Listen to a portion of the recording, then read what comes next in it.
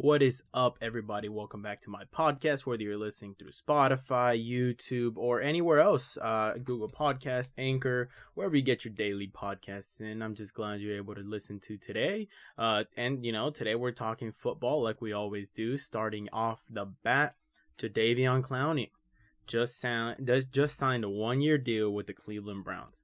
Now, it's worth up to $10 million, and I don't know how I feel about it. Now, obviously, it's going to be impactful. And obviously, it's going to help the Browns because signing a former first-round pick would never hurt unless he's a toxic player, which I have not heard from Jadeveon Clowney.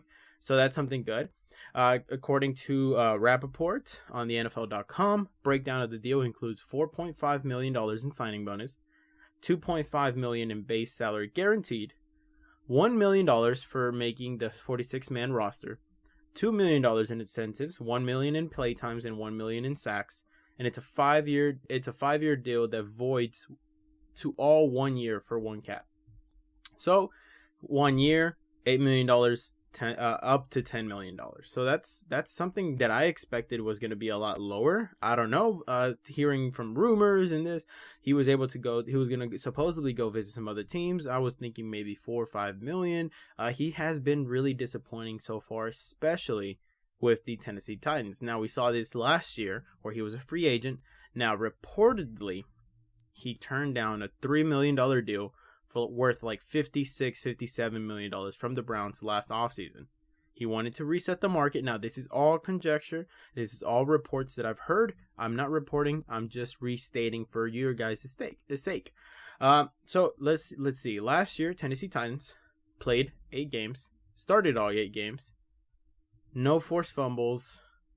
What he said? No sacks, no touchdowns, no fumble recoveries. He had a combined tackles of 19. 14 of those were solo. 5 were assists, 6 quarterback hits. That doesn't scream 20 million, 21 million. I don't know what these defensive ends. I believe down south, Dallas, Demarcus Lawrence is making like $21 million a year. Obviously has not lived up to the hype and has not lived up to the contract.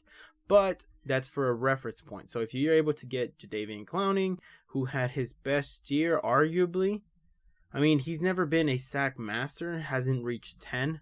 His best year, 2017, outside linebacker, 9.5 sacks. Not the best, not the worst, 2017. You can see what his counterpart, J.J. Watt, did that year. 0 sacks. He only played 5 games, had 15 tackles. So that's just something that you have to look at. You have to compare. Okay, where is he at right now? He's still relatively young. I believe he's like 28. Jadeveon Clowney is, and that's just something that you have to look at. How disappointing has his career been to the point where he's on his third team, because he was drafted by the Houston Texans, was disappointing there. He was supposed to be the 1-2 punch with JJ Watt, did relatively well, but did not reach the peak of his pinnacle powers, especially working alongside JJ Watt, which was 3-time defensive player of the year at that time. And it's just truly disappointing when you see all that was potentially there.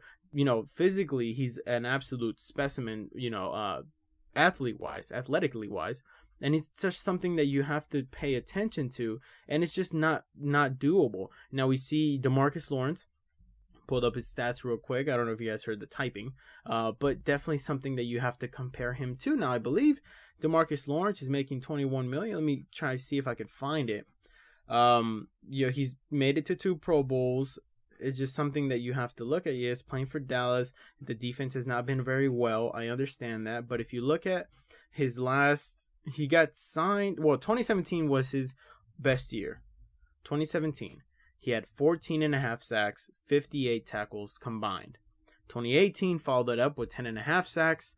And then 2019, 2020, that's the years where in the previous he's had 5 sacks, 6.5 sacks. So it's not the worst, but it's definitely not good. Now, if you look at, the counterpart, whenever we talk about Jadeveon Clowney, who's supposed to be more athletically gifted, more of an athlete, and, I know they're not the same position, but they do move them around. Sometimes Jadeveon Clowney is outside linebacker, sometimes he's at the defensive end, but that's just something that you have to look at. If you look at, J.J. Watt, 2018, the year following that, when Jadeveon Clowney had a total of, let me see exactly his stats, 2018, he had a total of 9 sacks.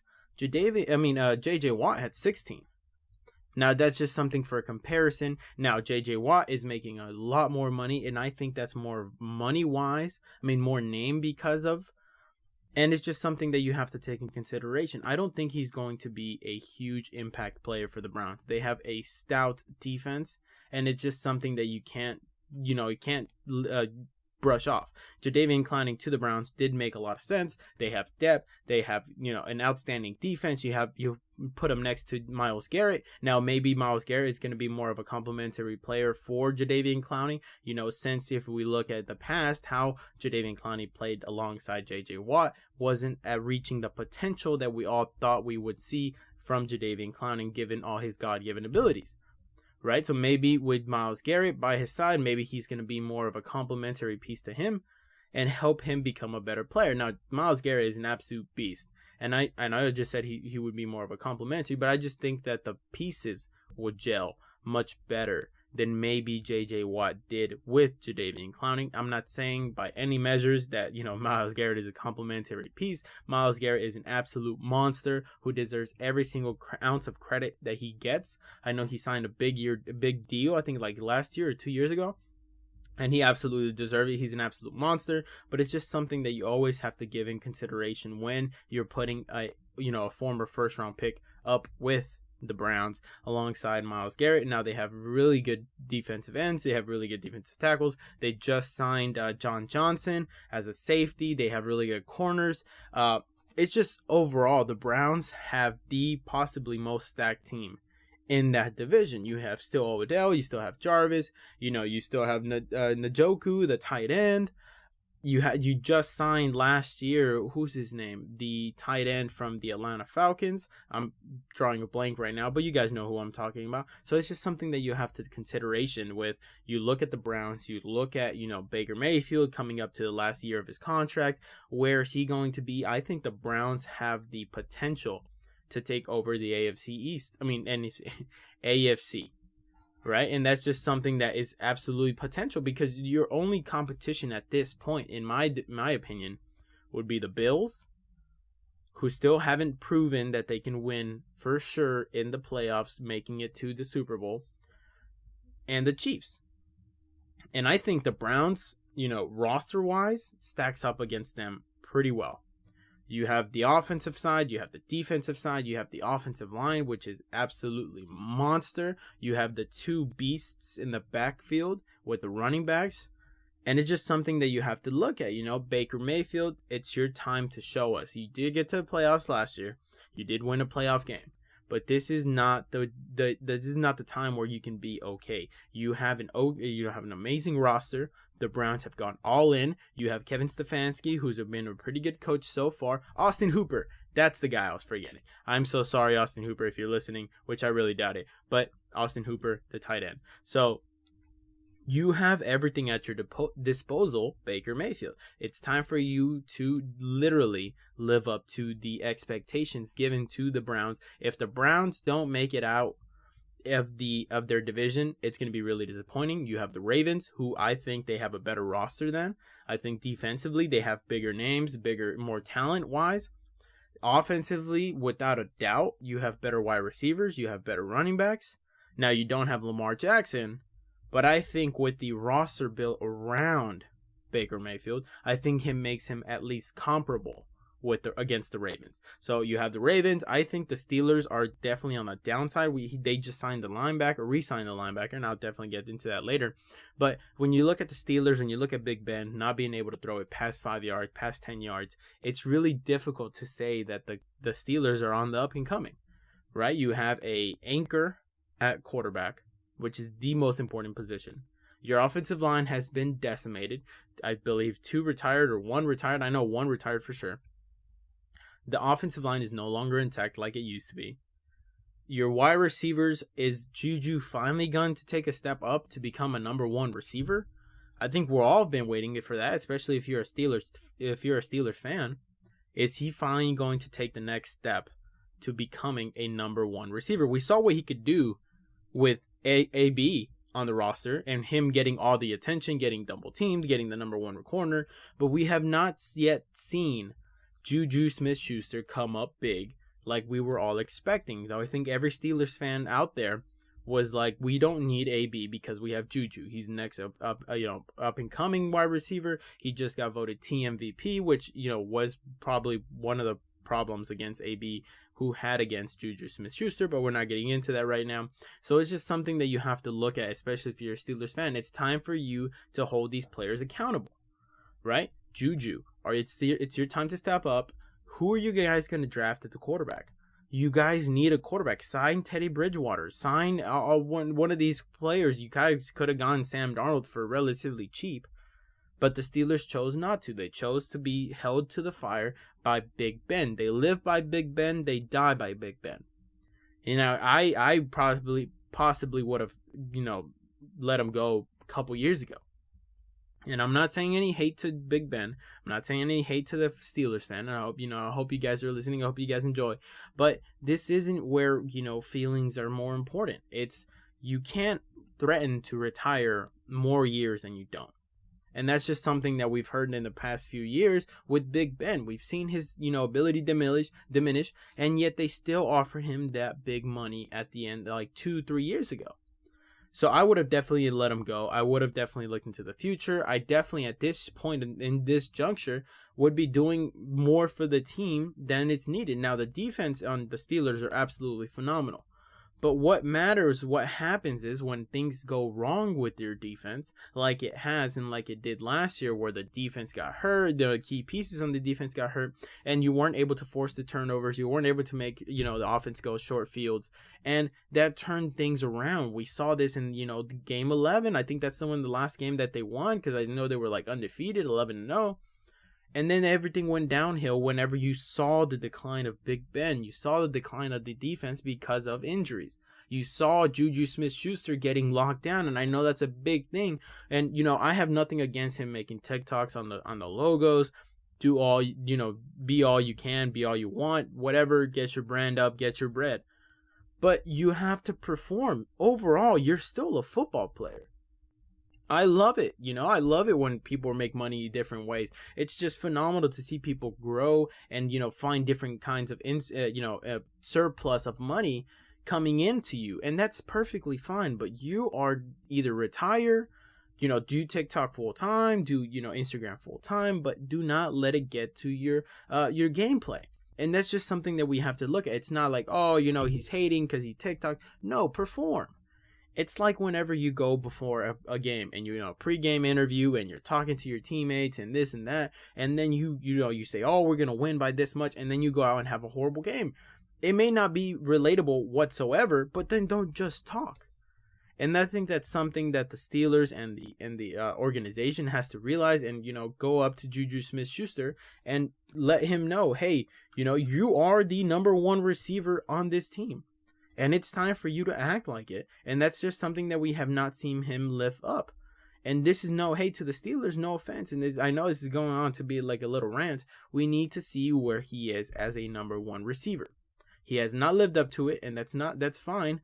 But you have to live up to it. Now, the Steelers are good wide receiver-wise. I don't know where they get these guys. You guys got Chase Claypool. You guys got, James Washington. And you guys have these burners and good wide receivers. It's really hindering when you don't have a quarterback who can throw the ball downfield. So I think the Pittsburgh Steelers, compared one against the Cleveland Browns, are definitely going to lose. I think the Cleveland Browns are more talented than the Pittsburgh Steelers. I think they're more talented than the Ravens. And we talk about the Cincinnati Bengals.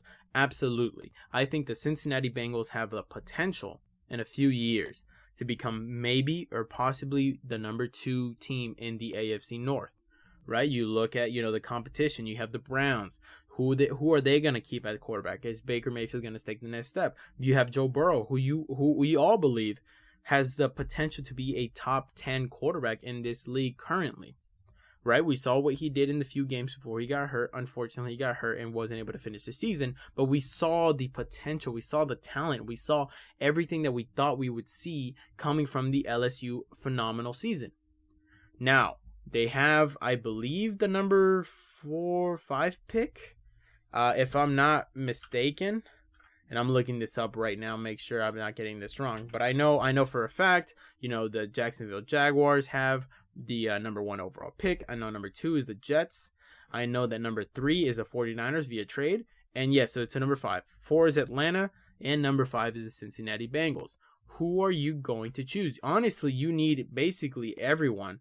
If you can get everybody that you need, there's too many holes in the Cincinnati Bengals. And it may sound wrong coming from the Cincinnati Bengals because, they have the potential, they have the quarterback, all they need, the rest is the team. We see this with the Browns. The Browns have the exact opposite. The Browns have the team, they may not just have the quarterback. Now, no hate to Baker Mayfield, he just has to step up and prove me wrong. Prove everybody wrong. Prove everybody that says he's not the top franchise quarterback who's going to potentially be making $40 million a year. Well, you don't want another Dak Prescott.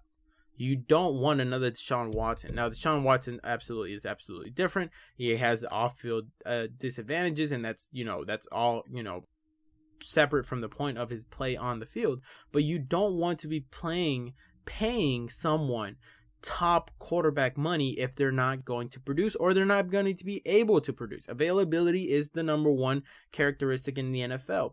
And, Deshaun Watson, he's probably facing a suspension. He's going to get traded. It's just too much to rely on, to give $40 million a year to, right? And you look at Dak Prescott, I don't think he's going to live up to the $40 million a year. I think they're going to have to lose so many players. I think they're overpaying. I think Dallas's problem is overpaying players that are not living up on the hype that they're getting paid by.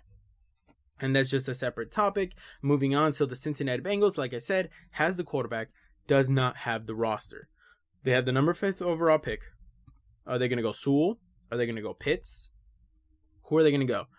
I know the latest mock draft has Miami Dolphins moving up to number 4 to select Kyle Pitts. And if they do, then you're kind of stuck with Sewell. Would the Cincinnati Bengals be, interested in trading back? Maybe Denver moves up to number 5 to potentially get a quarterback. Trey Lance, Justin Fields, whoever's still there at the position. Maybe the Dallas Cowboys want to move up to select Kyle Pitts. I know Jerry Jones is absolutely in love with Kyle Pitts. Maybe that happens. Maybe the Carolina Panthers, I know they're not 100% sold on Sam Darnold. Do they move up to the number 5th spot? And maybe it would be, maybe it's not out of the ballpark that Cincinnati Bengals just stays there and selects one of these top 5 players. I think that's a great move. I think the Cincinnati Bengals have 2 ways to go: either trade down or select the best potential player at that spot. I think they have too many holes on their roster that need to be improved upon. I would absolutely trade back, maybe to number 9, maybe get another first-round pick, maybe, dip my foot into the free agency a little bit more than they have so far. I don't know exactly who the top free agents are left, but we can definitely get into that another day. You have the, Denver, you move back to number 9. Maybe you're still, you need defense. Maybe you lost William Jackson, I think his name is, William Jackson III. You lost him to the Washington football team. So it's just, you have too many holes. Maybe to select Patrick Surtain as the defensive back, but you still need to, protect the offensive line. You still need wide receivers. You still need weapons. You lost John Ross. You lost AJ Green, literally in a matter of months. So where are the Cincinnati Bengals going to go from here? And I think, they have the potential because they have the quarterback. Do they have the potential to mess this up completely? Absolutely. They're the Cincinnati Bengals. No offense to anybody Cincinnati Bengal fans out there listening right now, but they have the potential to lose this this ability to build the team around Joe Burrow. We've seen this before. We see this with, Carson Palmer. We saw this with Andy Dalton.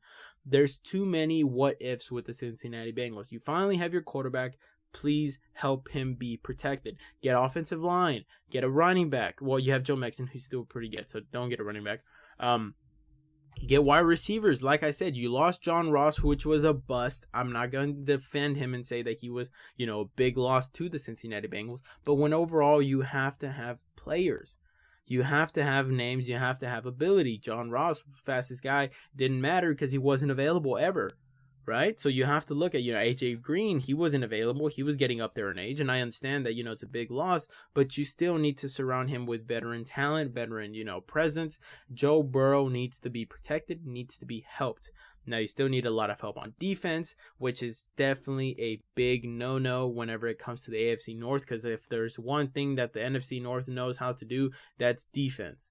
Right? You got the Pittsburgh Steelers, top 10 defense. You have the Ravens, top 10 defense. You have the Browns, top 10 defense. And you have the Bengals, who are not in the top 10 defense. So that's just something that you have to counteract. If you're going against a top 10 defense, you have to have a top 10 offense. It's just something that goes black and white. It needs to happen. It needs to be done.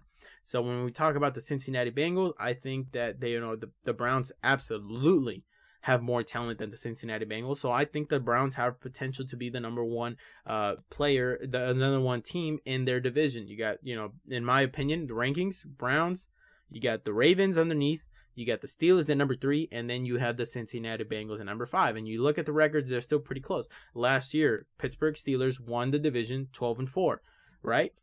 Baltimore Ravens were second place, or they were tied with second place with the Cleveland Browns, but because of standings and stuff like that, Baltimore Ravens number 2. They won 11 out of 5 games. 11-5. That's what their record was, right? Literally one game behind Pittsburgh Steelers. You look at the Cleveland Browns, 11-5, one game behind the Pittsburgh Steelers. Are the Pittsburgh Steelers going to take a next step up? Big Ben's going to be a year older. Juju Smith-Schuster is going to be a year older. All these other players, their defense, they lost Bud Dupree, I believe, unless he was re-signed to the Steelers, and I'm absolutely sorry if I got that wrong. But you have to look at the competition. It's a tough division to be in. I think the Browns have potential, if not have the ability, to get up into the division winners in the AFC North. And I'm absolutely excited to see who they go against, who their competition is going to be now in the AFC in general. Moving on, we have Aldon Smith signs a 1-year contract with Seattle Seahawks. I think that's absolutely an absolute steal. I don't know exactly how much he's going to be making. I know for a fact it's a 1-year deal, so it can't be much. I know he hadn't played in many years before. He did okay with the Dallas Cowboys last year. You look at his overall stats. Dallas 16 games, started 16 games, had 5 sacks, so that's relatively well. Had 48 combined tackles, 31 solo tackles, had 2 fumble recoveries, and 14 quarterback hits. So I think Dallas let him go, and that was one of the biggest mistakes they could have done. I think when you look at what he did, when you look at how he performed, given his God-given ability, and being out for literally, 4 years. 4 years he missed, right? He missed 4 years, comes back, gets you 5 sacks. Literally the same amount of sacks that Demarcus Lawrence, making $21 million, gave you last year. Literally 1.5 sacks less this last year, right? 2019, Demarcus Lawrence had 5 sacks. Last year, 2020, Aldon Smith had 5 sacks after missing 4 years. I think in this upcoming season, if he has his demons in check, if he's right of mind, I think that the Seattle Seahawks literally stole a really good rotational or even starter at the defensive end position. I think it's absolutely necessary. I think that last year Seattle Seahawks were not able to rush the passer as well as they believed. I know that they had Jadeveon Clowney the year before he went to Tennessee, so 2019. Jadeveon Clowney only had 3 sacks. So it's been an ongoing issue when you talk about the Seattle Seahawks. Now, you'll have to look at the division once again. You guys have the Rams. You have Matthew Stafford, who is a stout and veteran quarterback who is tough and understands what is going on the field. You're not going against the puppet of Jared Goff anymore, right? You have Arizona Cardinals. You have Kyler Murray, who can definitely get out of the pocket and make plays on his feet. You have to have players who can get to the quarterback.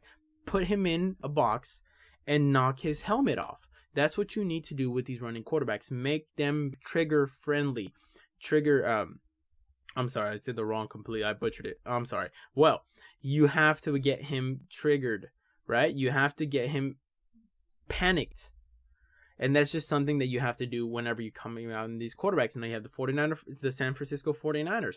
Who are they going to draft? Right? That's a big thing. Are they going to draft Justin Fields, who can make plays on his feet, who still has a really good arm? Are they going to do Mac Jones, who's not really reliable, not really mobile, but it still has a really good arm and able to throw the ball and get them out quick? I know that Kyle Shanahan would absolutely love any of these quarterbacks and definitely able to scheme up these quarterbacks. Now you won 12 games last season. You won the division 12-4, right? Second place, Los Angeles Rams 10-6. The Cardinals went 8-8, and then you had the San Francisco 49ers go 6-10. San Francisco was ravaged by injuries. I don't believe that the last ones in the division next year. I think that the Rams got Matthew Stafford, and it's a huge upgrade, so I think they're going to win the division. I think the Seattle Seahawks and the 49ers are going to be battling out for second place, and I think that the Arizona Cardinals are going to be fourth in their division. Now, that doesn't mean it's going to be not competitive. We saw last year with the AFC North, and we just got done talking about it. They were literally one game off. I think, let me go back to make sure I don't butcher this again. The Pittsburgh Steelers won 12-4. The Baltimore Ravens and the Cleveland Browns went 11-5. It's going to be tough, and I think that's going to be this NFC version of the AFC North is going to be the NFC West. You have the Seahawks, you have the Rams, you have the Cardinals. I think Aldon Smith is going to make a bigger impact than Jadeveon Clowney is going to make with the Browns, just because of the ability. We saw what he was able to do coming off of 4 years. He still wasn't in shape, still wasn't in football shape, and still had to get his breath. You saw the decline after the first few games, and you can credit that to the lack of ability to get back in shape. Now, this upcoming year, he's already played a year. He's already got 5 sacks last year. Being out of shape for 4 years, not playing football in 4 years. What is going to happen now? I think that he has the potential to get maybe 10 sacks, maybe 6 sacks, maybe 7 sacks, obviously not barring injury. And I think that, Aldon Smith really was a big signing and a big loss for the Dallas Cowboys. And, this is NFC. They're basically NFC rivals because they always usually end up playing in the playoffs. The few times that the Cowboys made it to the playoffs, obviously. But it's just something that you have to look at. He stayed in the NFC. And it's just something that you're probably going to have to face. Is Dak Prescott going to be ready for that? Dallas Cowboys, they have an okay offensive line at this point. They're all getting injured. They're all very old. They're all getting, long in the tooth. So it's just something that you have to look at. You don't have pass rushers, on standby in Dallas. You need a better defense. You should not have let Aldon Smith go. And I know that this was for sure a one-sided thing. Dallas let Aldon Smith go, and that's what's been reported. And I've heard that from multiple sources. So it's just something that you have to take into account when you look at the NFC. I think the Seahawks absolutely stole Aldon Smith. I don't know exactly how much he's getting paid. Maybe I will find out later and let you guys know, obviously. But it's just something that you have to take in consideration when you look at the Seahawks and you look at the lack of ability of getting pressures on the quarterback. I think Aldon Smith is a steal. I think he's going to do better than Jadeveon Clowney is going to do on the Browns. And I know it's a big statement, but it just is able to do it. And I'm excited to see the Seahawks. I hope Russell Wilson figures out everything that's going on in his mind, where he wants. Was he able to work down his pride down to where it should be? It's just something that's going to be iffy. But once again, NFC West, I have the Rams winning the division. Let's move on. Cordero Patterson signs a $3 million 1-year deal with Atlanta. I think that's an absolutely phenomenal deal. You look at the ability that he has as a return man, and that's his one thing. That's his ability. That's what he does, and that's just something that Atlanta has to work. He has to work with the special teams. And I think that special teams is usually looked down upon when you talk about the NFC and the NFL world. Right? And that's just, he's just punting, he's just kicking, he's just returning. But it's actually a really big deal. Starting position is important. When you have Cordero Patterson, who has the potential to take it all the way back and score a touchdown. It's just something that you have to have on your team. You have him, with the special team, and he's still a wide receiver. He did pretty good. He played with Chicago last year. He had, 131 yards, not the best. 21 receptions, still not the best. You did have Mitchell Trubisky, so let's not forget that, right? He's not a 1,000-yard receiver, but he's a gadget guy who's able to get you guys in the special teams, and that's something that you have to have, especially when you're Atlanta, when you want to be explosive, when your defense not good. You have to get good field position. He scored a kick return touchdown in the last 3 seasons, at least. That's absolutely phenomenal. It's just something that you have to get. He last year led the league in kick return yards in the last 2 seasons, raking up 1,842 yards and 2 touchdowns. Now, that's just like I said, it's very important, and the amount of money that they put into Cordero Patterson is absolutely on par with the production you're going to get out of him. He's a gadget guy. He's not going to do that well. You don't need him as a wide receiver. You have Julio, you have Calvin Ridley, you have Gage, who came onto the scene last year. You don't need him as a wide receiver. You need him as a gadget guy. You need your offense to have good field position. I know they have the number 4th overall pick. Where are they going to go with that? Are they going to go with Kyle Pitts? Are they going to go with Sewell? Are they going to go with another quarterback? Where are they going to go with that is very important because of the way that they're built. They need defense. There's no top 3 defensive player like there has been in the past few drafts. When you had Washington getting the defensive lineman, there isn't any of that in this draft as of now. There is better corners. You have Patrick Surtain going up, getting picked early. It's just something that you have to work on. The Falcons need defense. They need a better defensive coordinator. They need everything in their position to work on their defense because they have too much offensive talent. It does not work. We saw this, they've been mentally challenged when it comes to winning and finally winning a game. You have to hold on to the leads. I know that they lost to Dallas. I think they had scored like 40 points. Dallas comes back, wins the game. It's not okay to give up 40-point leads, 20-point leads, 30-point leads. Since the Super Bowl against Tom Brady, they've been, mentally weak. And that's just something that you have to get out of your system when you're talking about the Atlanta Falcons. They're as talented as any other team in the NFC South.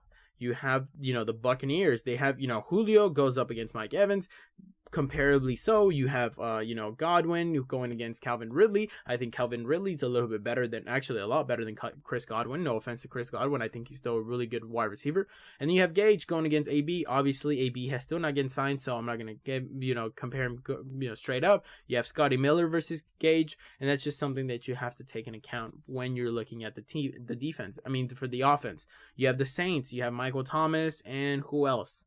Right, so obviously the Falcons have a better wide receiver core, especially, and then you compare it to the Carolina Panthers. I think Carolina Panthers has a pretty good young guys at the wide receiver position. I think that's very important when you talk about what's going on in the NFC South. So I think that the Falcons have potential to be one of these top 3 teams in the NFC South. I think they were just in the Super Bowl a couple years ago, so they have the potential to get to the Super Bowl. They have the talent to get to the Super Bowl. I think they absolutely need help on defense. They went 4-12 last year. I think that's definitely going to be higher this year if they're able to address their main problem, which is the defense. But I think once again, Cordero Patterson is an absolute stud when it comes to special teams. I think they, $3 million contract. I think that's a phenomenal deal for the Atlanta Falcons, and I think that's going to be shown whenever we talk about the Atlanta Falcons this upcoming season. He's hopefully going to get at least 1 or 2, kick return touchdowns, and I think that's going to be phenomenal. And I'm excited to see what happens when we talk about the Atlanta Falcons. I think they have the potential, and I just hope that they're able to get exactly what they deserve, which is going to be the playoffs. I think their fans have been, wanting to get to the playoffs again since that Super Bowl loss, and I know it was one of the worst losses in NFL history, but it's just something that you have the potential, you have the fan base, you have to get playoff success. Moving on, Michael Pierce says he's excited to get back with the Minnesota Vikings. I think that's, he's going to be a huge huge re-addition to the Minnesota Vikings. They signed him last offseason to a 3-year, $27 million contract, including $18 million guaranteed.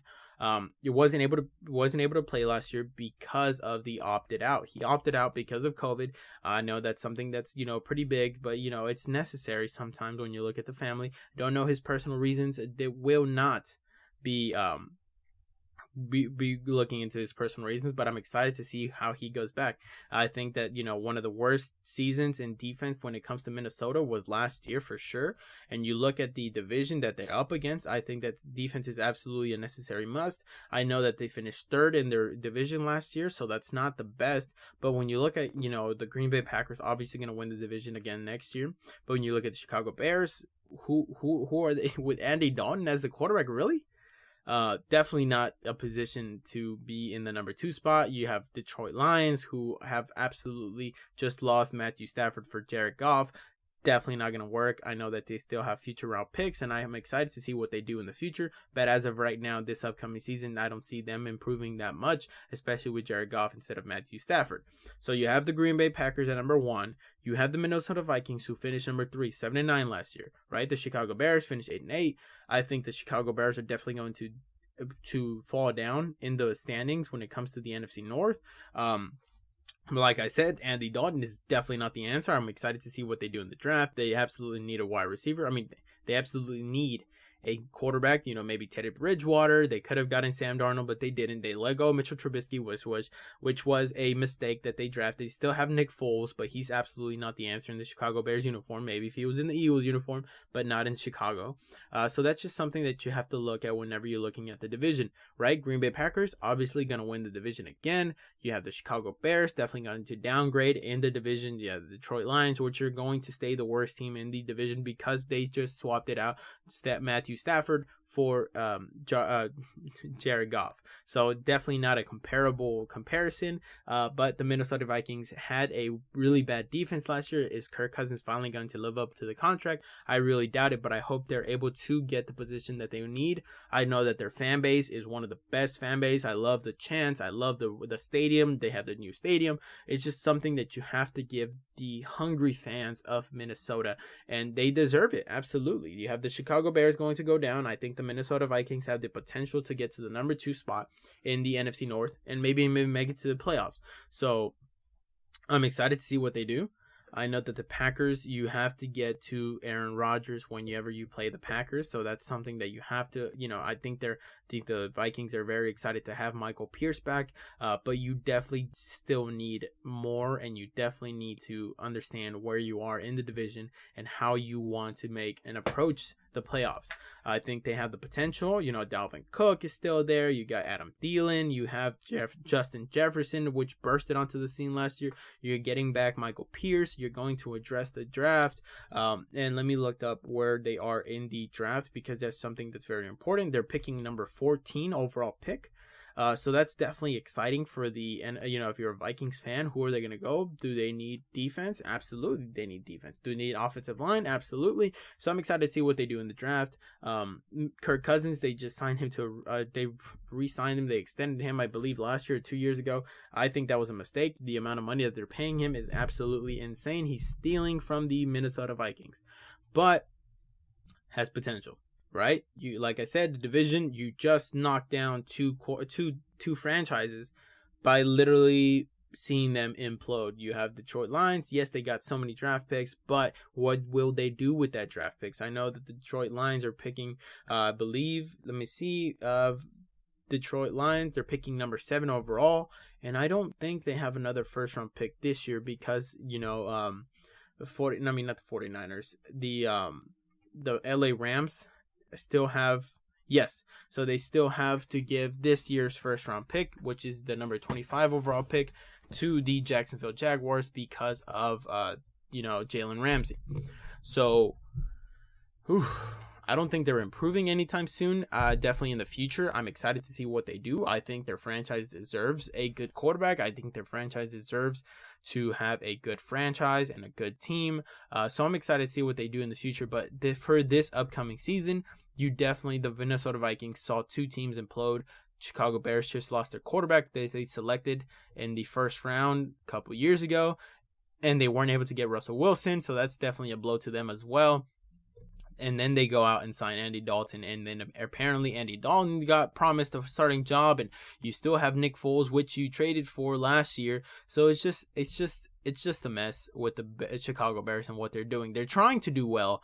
They're just making the wrong mistakes, right? So that's, you have the Green Bay Packers. Are they going to be doing well? I know there's still, animosity with, is Aaron Rodgers going to be there next year?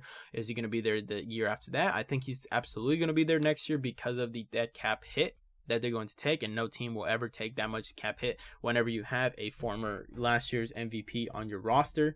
So I'm excited to see what the Minnesota Vikings are. I think, Michael Pierce is going to be a huge addition once again, like he should have been last season. So it's absolutely exciting to see the Minnesota Vikings step it up and maybe perform and maybe outperform their future. Moving on, Steelers re-sign linebacker Vince Williams. I'm excited. He did pretty well last season, 2020 in Pittsburgh, right outside linebacker, definitely a backup to the Steelers. I know that they just lost. I believe they still lost. Like I said, I didn't look this up, so I think they still lost Bud Dupree. They still have TJ Watt, which is an absolute beast and monster on the defensive side. But he had a pretty good season. 3 sacks last year, 70 tackles combined. 47 of those were solo. So I think it's absolutely a positive that they re-signed him. I know that he was a free agent and he's a veteran linebacker, but it's a good sign for the Steelers. It's not going to be a major deal. It's not going to be a major addition or re-addition in this case, but it's definitely something that has to be addressed whenever you're losing players and whenever you need depth, especially at the defense position, because we saw what happened last year when both linebackers got hurt, and that definitely did hurt the Pittsburgh Steelers defense. We saw that what they did in turn to the offense because they weren't able to get all the turnovers that they were able to get before. So it's exciting.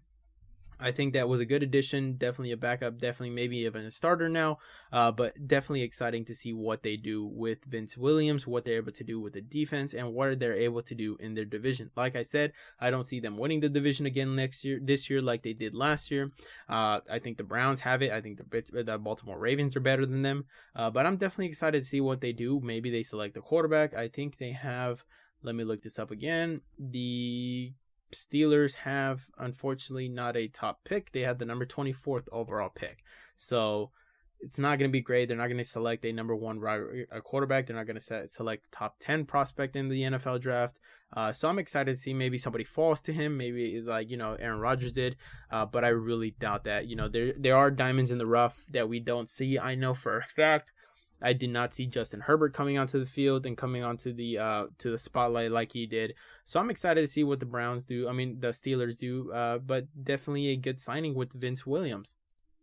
Moving on, CeeDee Lamb aiming to be a better version of himself. I know some people were arguing that he had the best wide receiver season last year, which is absolutely absurd. You look at, if you just compare Justin Jefferson to CeeDee Lamb, it's ridiculous what they do. Now, size-wise, CeeDee Lamb, inch taller, 6'2", 198 pounds. You look at Justin Jefferson, 6'1", 202 pounds. So they're relatively pretty big wide receivers, especially for their size. But the production level was absolutely insane when it comes to Justin Jefferson. I think that the Dallas Cowboys, maybe they're going, with Dak back, is his CeeDee Lamb's numbers going to inflate? Absolutely. Like I said, you're getting Dak back, who has been for many seasons a statistical monster. But when it comes to winning games, when it comes to actually making an impact, it's not the biggest thing that you can possibly get. So it's just definitely exciting to see what they do. You look at last season, when you look at CeeDee Lamb, He started 14 games. He played all 16 games, had 74 receptions, 935 yards, 5 touchdowns. And so it's just exciting to see what he does. You have him compared to Justin Jefferson. Obviously, CeeDee Lamb did pretty well, especially when you look at, what quarterbacks he had to play with. Andy Dalton, which wasn't the best one. So when you look at Minnesota, who did have Kirk Cousins, so it's not like it was a huge jump. It's not like he was playing with Tom Brady or Aaron Rodgers or Russell Wilson. You look at the numbers that he still put up. Played 16 games, started in 14, so it's basically the same. Had 88 receptions, so just 10 more receptions, I believe. No, it was 14 more receptions in total for a whole year. It's not that much. 1,400 yards, 7 touchdowns. So he's a monster. I'm excited to see what Justin Jefferson did. And I think CeeDee Lamb has the potential to be a really good wide receiver in this NFL. So I'm excited to see what he does now that Dak is back, now that they're getting, maybe Ezekiel Elliott gets back into prime shape. You still have Tony Pollard, which people are absolutely in love with. I don't know why, but, do your guys. So it's exciting to see what's going to happen in the NFL whenever it comes to these two quarterbacks, especially when you look at what's going on in the NFL. You absolutely need wide receivers, you need quarterbacks, you need offense to score touchdowns and win games. So it's just exciting to see what happens, how this goes, and where they're going to be in the future. Dallas still has potential to be really well. But I just think that CeeDee Lamb did not improve, did not impress, and was not absolutely the number one receiver in the NFL, especially when you look at rookies.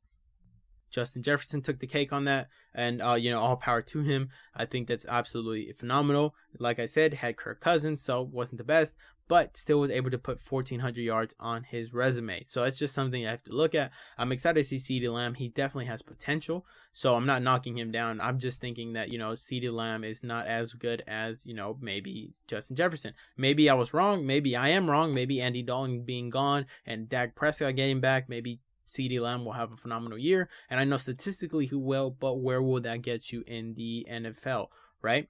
So I'm excited to see what they do. And moving on, Giovanni Bernard signed with the Tampa Bay Buccaneers. I think that he was an absolute necessity. They were trying to sign James White. I believe it was James White, yeah. And they weren't able to sign him. I think James White re-signed with the Patriots. So definitely needed a running back that can catch. I know that Leonard Fournette re-signed again, so he's going to be I think he should be the number one running back.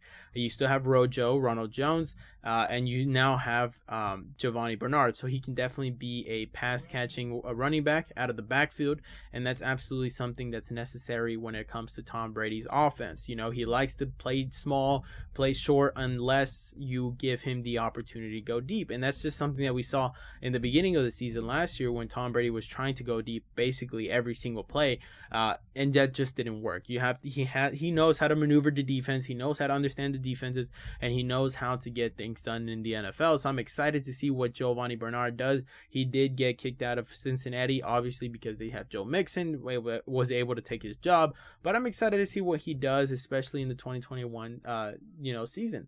We saw, we can look at his stats last year. 2020, he had 124 rushed for 416 yards, had 3 touchdowns. When you look at receiving, he had 3 touchdowns. He had 47 receptions, which is a big number for a running back.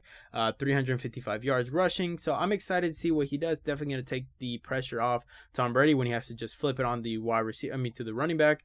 So I'm excited what he does. I think he was an absolute must. I don't think LaShawn McCoy is still in the Buccaneers, but he was definitely a possibility as well. Now, I'm not saying that Giovanni Bernard is going to take over the running back, position when it comes to Tampa Bay. I think he's going to be the number 3 running back, and I think that's perfectly fine whenever it comes to the Tampa Bay Buccaneers. They're stacked, they're loaded, they're excited to try to run it back and get another Super Bowl. So it's just exciting to see what they're able to do. I think they have the NFC in general in their pocket, and it's for them to lose. So I'm excited to see what they do. I think Giovanni Bernard is a perfect safety blanket for Tom Brady when he has to just flip it out to the running back, take some pressure off himself, get the ball out quick, and make the defensive tackles and defensive ends tired, right? And that's just something that you have to look at. And whenever we talk about, Russell Wilson, he wants to get protected better. Well, it depends on your quarterback. The best offensive line that's on a football field at any given time is the quarterback. Making smart, super fast decisions. So we see you have to get the ball out within under 3 seconds. It's just getting and understanding the defense, not trying to extend a play in order to make a big play, but really just getting the checkdowns when it's needed. Sometimes the defense for one play locks down Mike Evans, Chris Godwin, maybe possibly AB or Scotty Miller if AB gets re-signed, and you have to just dump it down. Don't try to wait it out, and that's something that Tom Brady has excelled. If it's not there, I'm not going to force it. I'm not going to try it. I'm not going to extend and make sure it is there. Now, Russell Wilson, definitely more exciting to watch than Tom Brady, but it's just something that you have to look at. There's a reason why Tom Brady was in Super Bowl and Russell Wilson was not. So it's just exciting to see what he does. I think Giovanni Bernard is going to be an exciting player for the Tampa Bay Buccaneers, but I doubt he's going to have even the same number of carries or rushing or even the receptions that he had even in Cincinnati when you do have Joe Mixon. Like I said, he's the number 3 overall in the draft and the depth chart as of right now. Now, could they still sign Adrian Peterson? I know he was excited talking to Tom Brady, wanted to get re-signed. I know that LaShawn McCoy, I don't know if he's still there. I definitely look into that, and maybe tomorrow I'll talk to you guys about it, bring this back up. But definitely exciting to see Giovanni Bernard. Like I said, I think the Bucs have the NFC and the NFC in general, but definitely for sure the NFC South in their bag. So I'm excited to see what happens, and that's gonna be all, guys.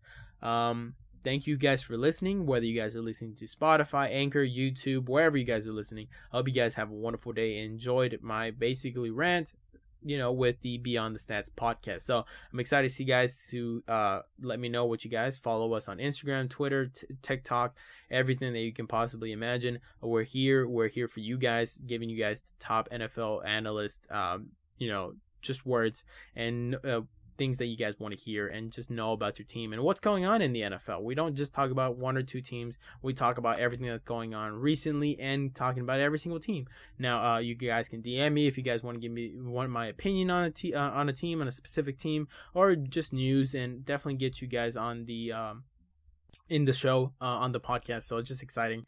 So I hope you guys have a wonderful day, and guys.